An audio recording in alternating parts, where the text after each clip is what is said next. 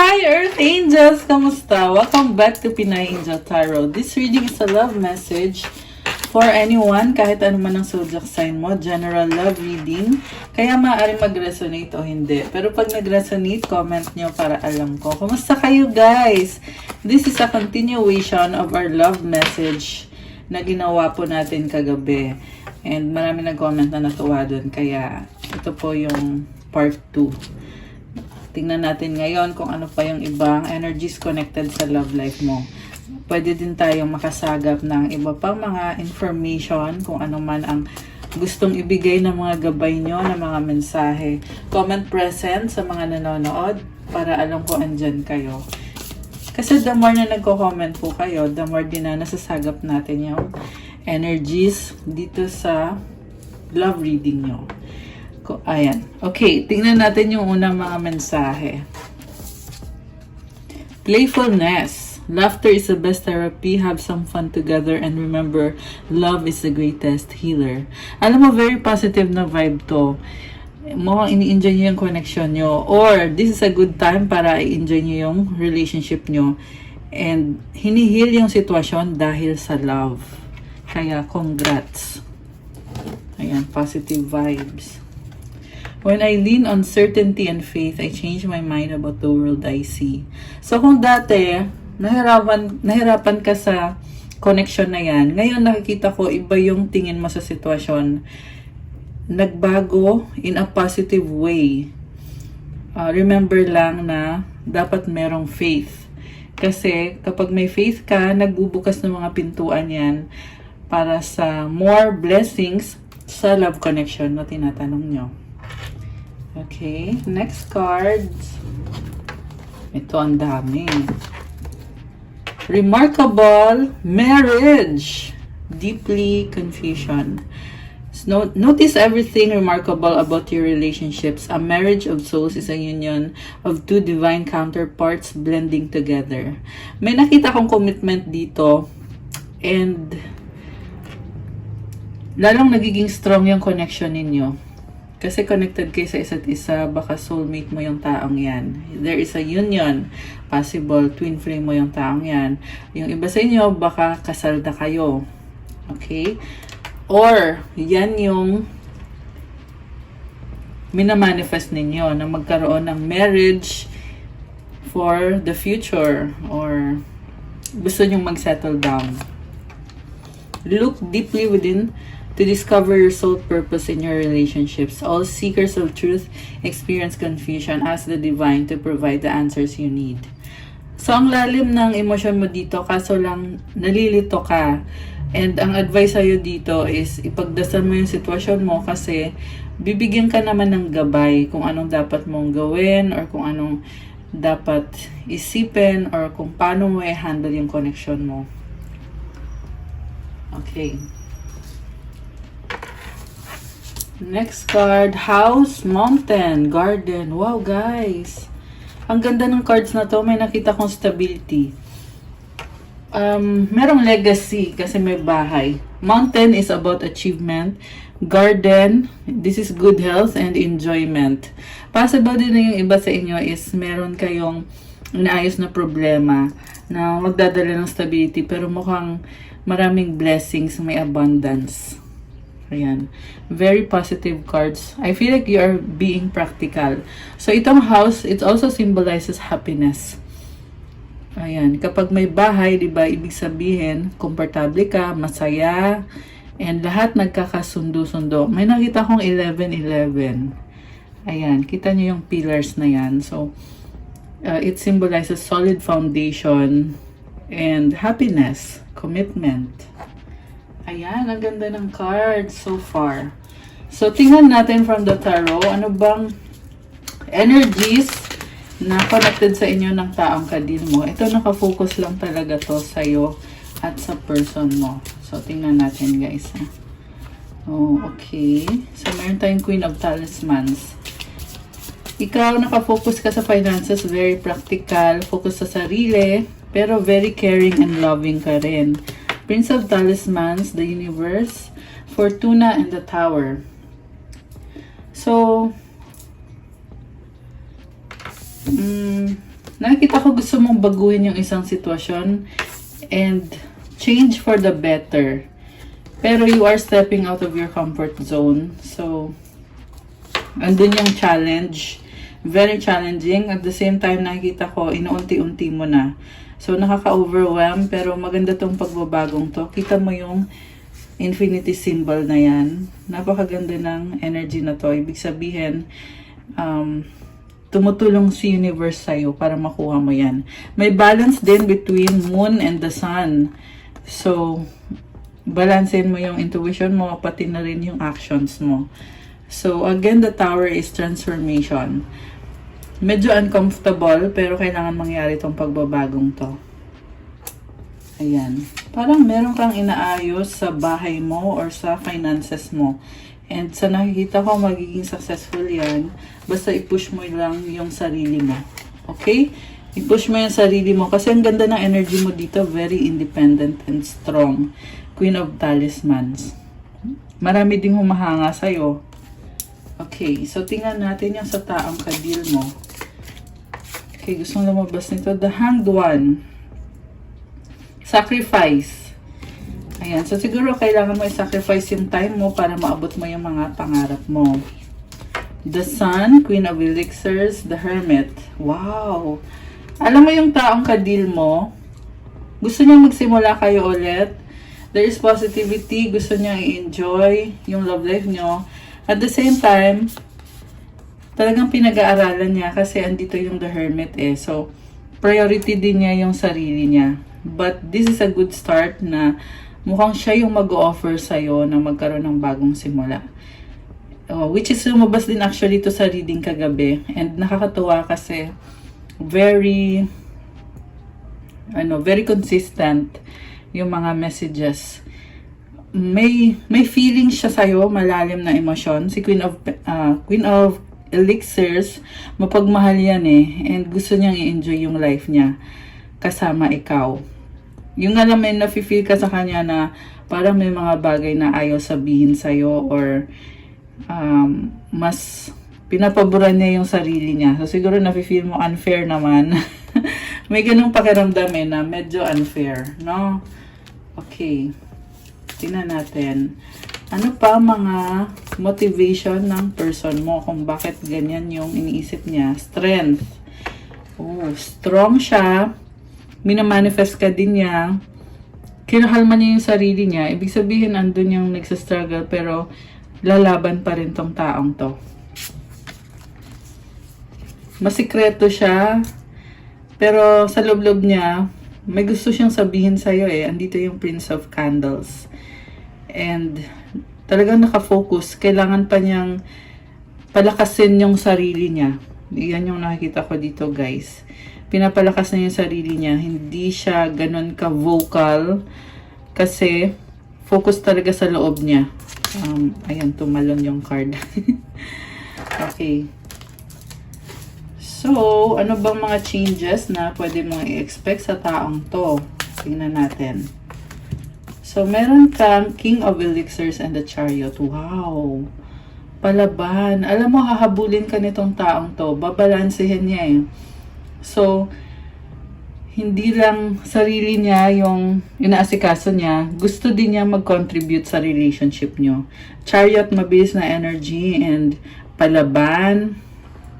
Baka may kadikang Cancer or any water sign, Cancer, Pisces, Scorpio. Malakas din dito ngayon ang Leo energy, Pisces, Virgo, and ano pa? Syempre, yung Earth sign, Capricorn, Taurus, Virgo. Although this can be any sign, binanggit ko lang so far yung mga lumabas na signs. So, ipaglalaban niya yung pagmamahal niya sa'yo. Huwag kang mag-alala. Unconditional yung pagmamahal sa'yo ng taong yan. Medyo mysterious nga lang siya, no? Hindi niya ino-open up sa'yo lahat. Kasi hindi naman na kailangan. Ang gusto lang naman niya is magkaroon ng happiness sa inyong dalawa. Okay. Napakalalim ng pagmamahal sa'yo ng taong yan. Kaya, I would say na yes, maswerte ka sa kanya. Sa ngayon, ikaw yung seryoso sa inyo in a way na kasi focus ka sa trabaho, sa kapirahan mo. Samantala, yung person mo naman, gusto niyang i-enjoy, gusto niyang mag-offer sa'yo na magsimula kayo ulit. Okay, sa bottom of the deck, Princess of Keys.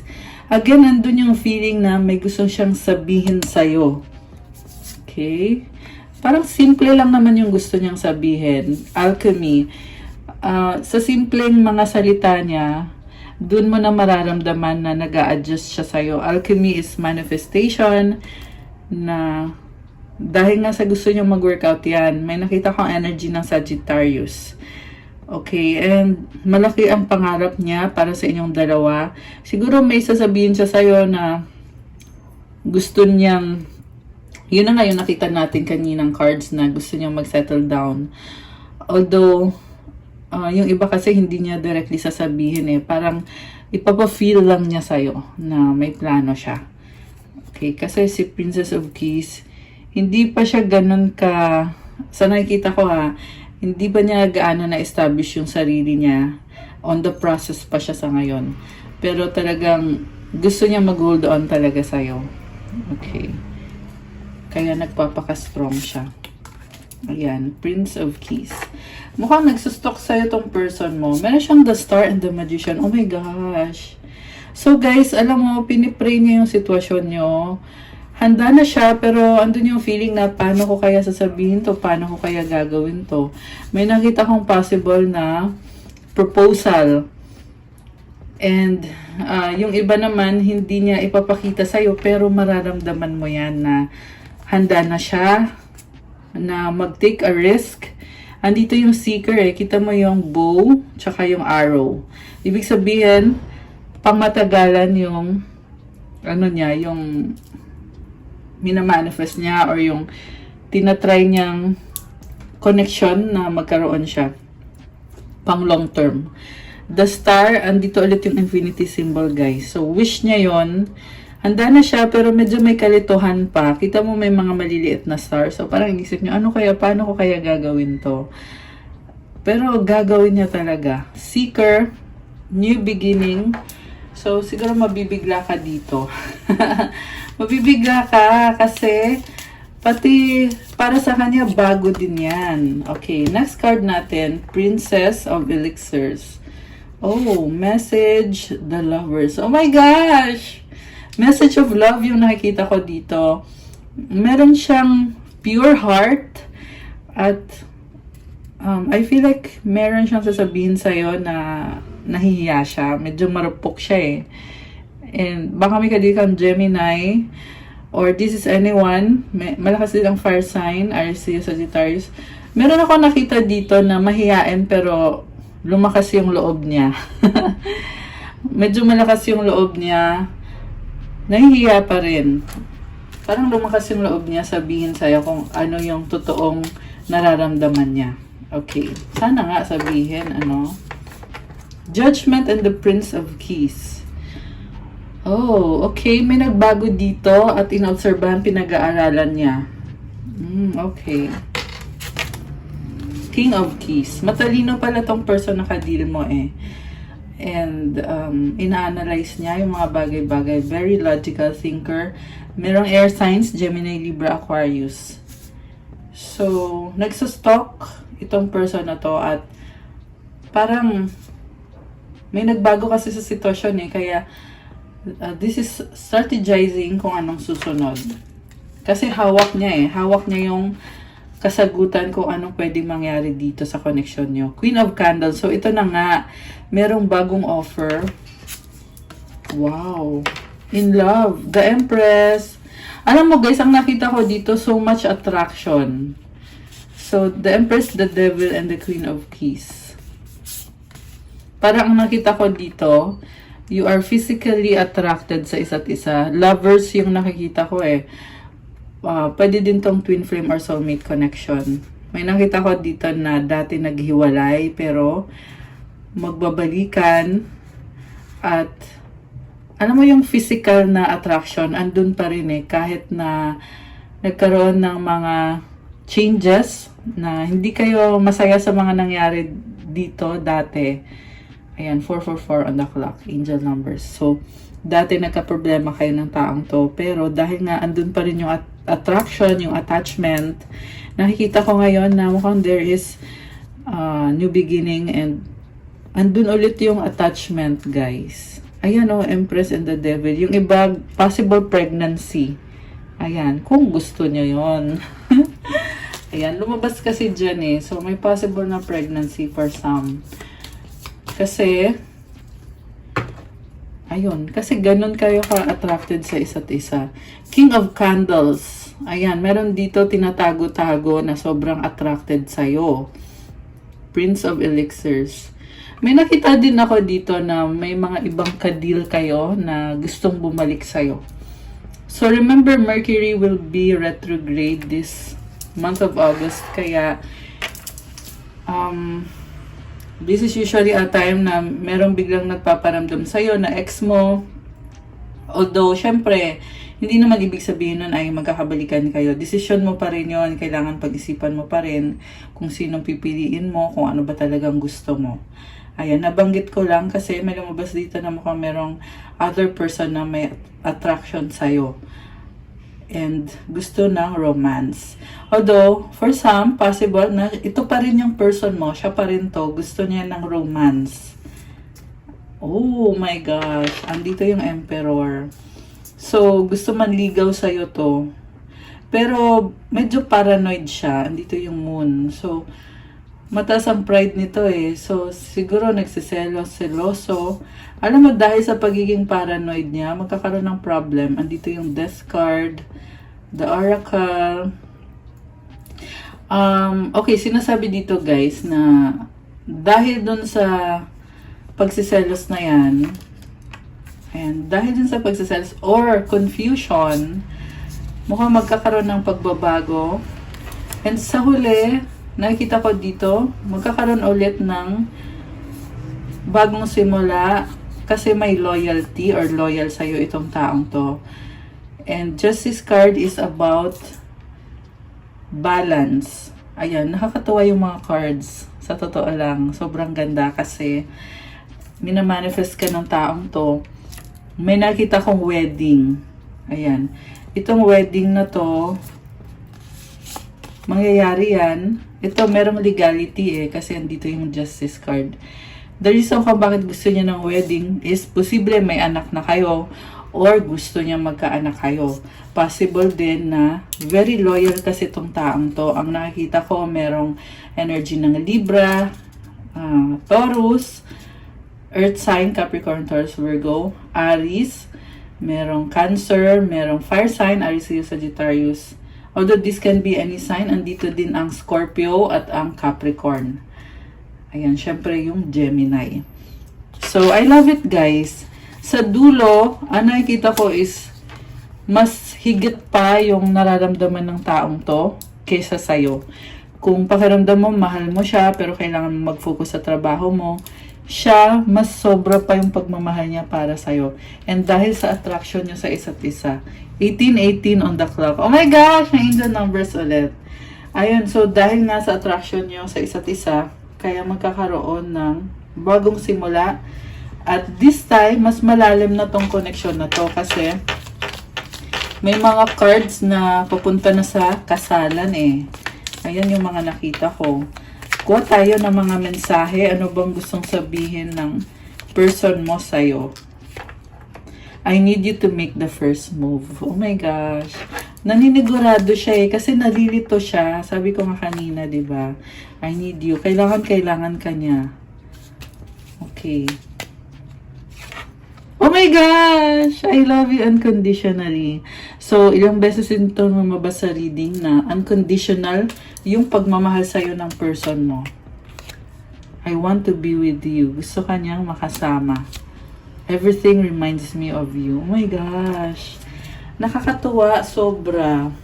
Ano pa ang mga energies connected dito sa reading natin ngayon? Or, ano pa mga mensahe na gustong sabihin sa'yo ng person mo? Ayaw. Bakit may ayaw? Ayoko. Problems, burden. Okay.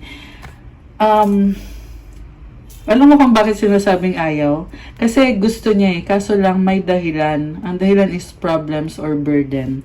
Kaya ito yung mga balakid na kailangan ayusin. Oh my gosh, grabe. Nakakaloka. Nakaka-overwhelm. Separation. Kilig, much, super in love. You're special. So, itong separation, posible kasi long distance relationship or hindi kayo magkasama, magkahiwalay kayo ng lugar. Hindi yan literal na magbe-break or magtatapos. Okay? Pag separation, ibig sabihin may distance or baka may delay. Merong kilig, tsaka special ka sa taong yan. Okay. Any more message? Meron pa ba? Feeling ko meron pa. Oh my gosh, make out lang. Ikaw lang, loyal. So again, attraction and may loyalty din, no? Ayan, ikaw lang. Ikaw lang daw. So, ibig sabihin, merong iba, pero ikaw lang yung pipiliin niya kasi loyal siya sa'yo. Grabe. Okay, kuha tayo ng wish card tsaka ng advice card. Okay, isipin nyo ngayon yung wish nyo. Ito, mag-wish na kayo, guys. Ayan, tumalon. Okay. Ito, mag-wish na kayo. Pa-like po ng video. And send hearts sa mga nagre-resonate. Heart nyo na yan. Comment, claim yung mga gustong mag-claim. Dapat nagko-comment kayo lagi ng claim. Kasi yan yung paraan nyo para sabihin kay universe na tulungan ka ni universe. Tulungan ka ni God, ng angels mo, ng spirit guides mo.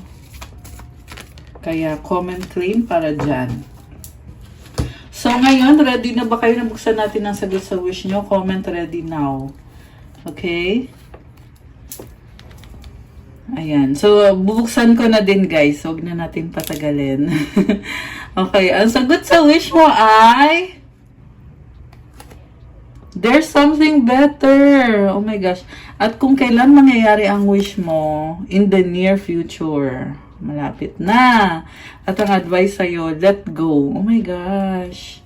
Alam mo yung wini-wish mo? Meron pa daw mas better dyan na ibibigay sa'yo in the near future. Malapit-lapit na to. Kailangan daw wag mo ipilit. Instead, i-let go mo kung ano man yung iniisip mo na dapat mangyari. I-let go mo. Pag ni-let go mo yan, magugulat ka na lang merong papasok na blessing. Mas maganda pa dun sa hinihiling mo. I love it. Sobrang ganda.